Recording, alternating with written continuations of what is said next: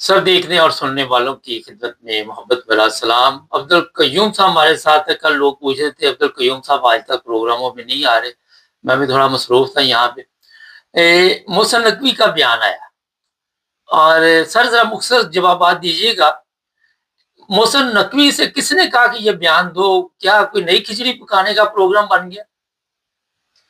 مبارک صاحب آپ دیکھیں کہ Mohsin Naqvi chief of army staff کا آدمی ہے۔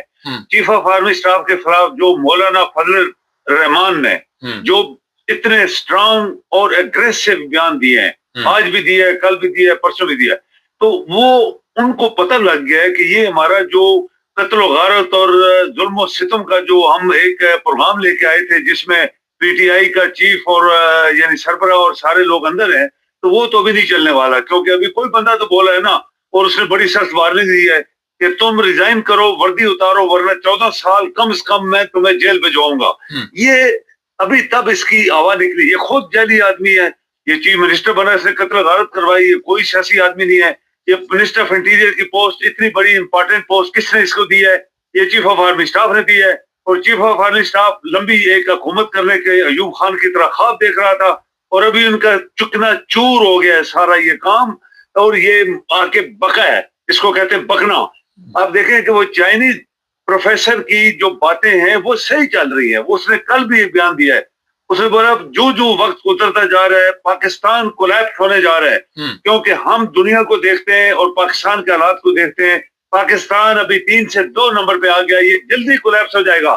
تو یہ جو اس کا بیان ہے، یہ ایکچولی آپ کا ملک ڈیفالٹ کر گیا مبارک صاحب، آپ کے پاس 1 روپیہ نہیں ہے جیب میں، آپ کا چائنیز نے بولا کہ ہمارا 30-40 بلین ڈالر واپس کرو، سعودی آپ کو دے نہیں رہا، امریکہ نے ایک مطلب نکالا تھا ان چپلوسوں کو پکڑو تھوڑا کام سے، اس کا کام ہوا نہیں، ایرانی ان کو مارتے جا رہے ہیں۔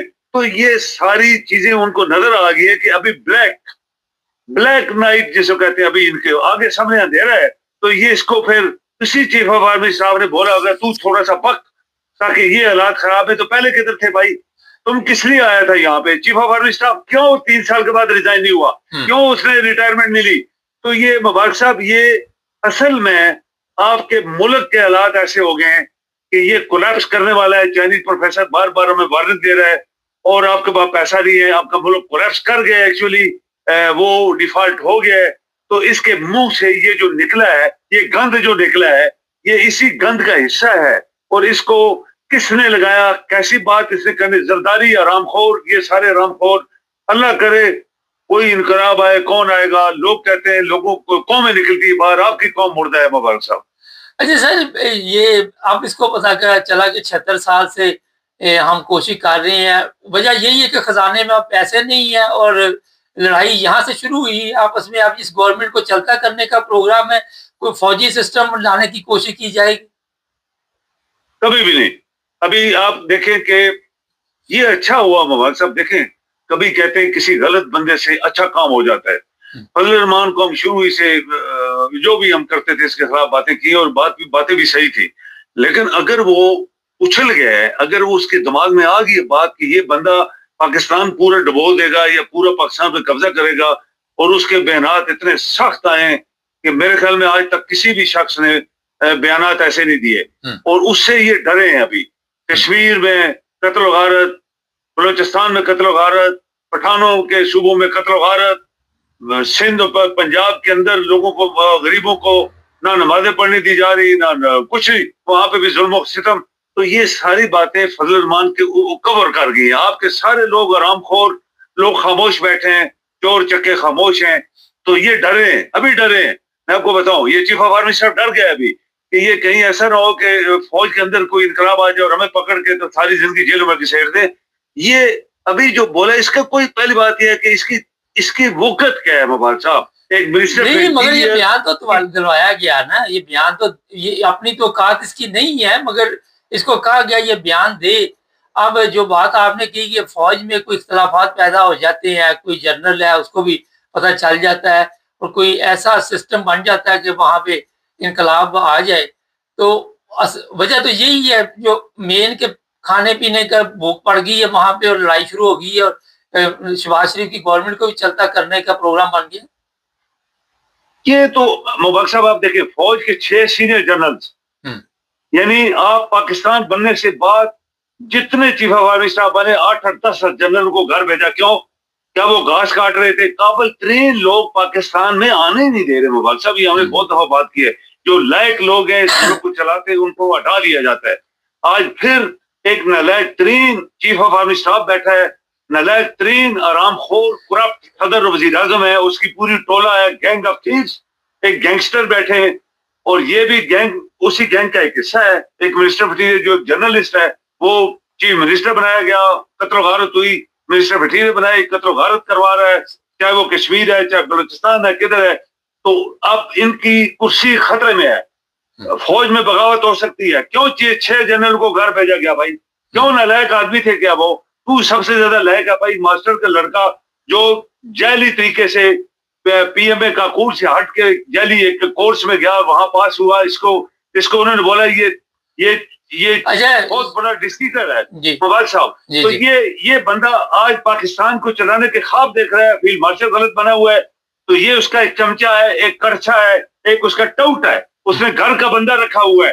اس کی بکواس, پہلی بات یہ ہے کہ یہ پاکستان سب جانتا ہے, ہم لوگ بہت پہلے باتیں کر رہے ہیں.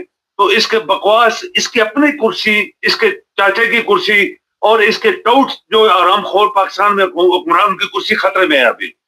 اچھا, 200 کے قریب جی کشمیریوں کو قتل کیا گیا, اور انگلینڈ میں جو پاکستانی ایمبیسی اس کے سامنے ان کی تصویریں رکھی ہوئی ہیں, ویڈیو چل رہی ہیں, جوتے لوگ مار رہے ہیں اور لوگ بڑے ناراض ہیں یہاں پہ.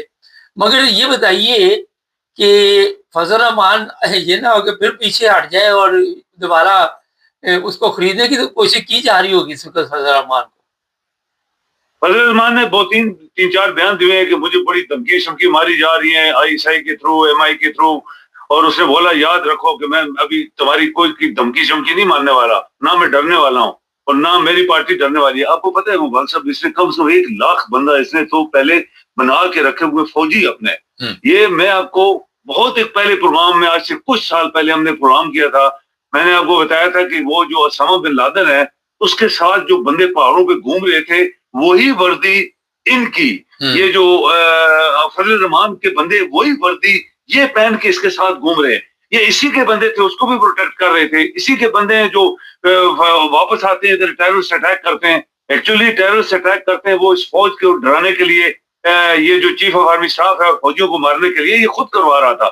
ابھی اس کے بیانات سے میں آپ کو ایکچولی جو بات ہے وہ چیف آف آرمی اسٹاف, اس کا ٹولہ, اس کا آرام خور گینگسٹرز, وہ سارے ڈر گئے کہ بس ابھی نظام ختم. ابھی یاد ہے 78 سال کے بعد نظام نہیں چاہ رہا. پہلے کدھر تھے تو کیسے چیف منسٹر بنا, تو کیسے منسٹر بٹیر بنا جب پاکستان میں قابل ترین لوگ بیٹھے ہوئے ہیں. یہ کیسے چیف آف آرمی اسٹاف ہے, 6 جنرل ریٹائر کر کے خود ہمیشہ کے لیے آگے بیٹھ گیا ہے. نو, ابھی میرے خیال میں آرمی کے اندر ایک چیز, ایک بغاوت کی ایک مجھے لگ رہا ہے کہ بغاوت کی ایک ہوا چلی ہے کہ یہ کون ہے جو سب دنیا کو پیچھے کر کے خود آگے جا رہا ہے.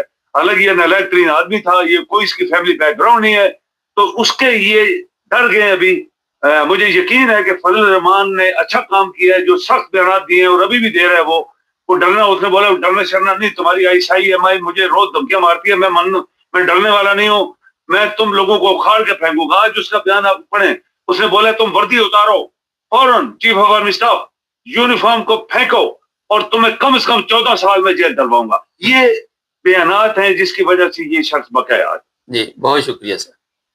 یہ مہربانی. جی ہمارے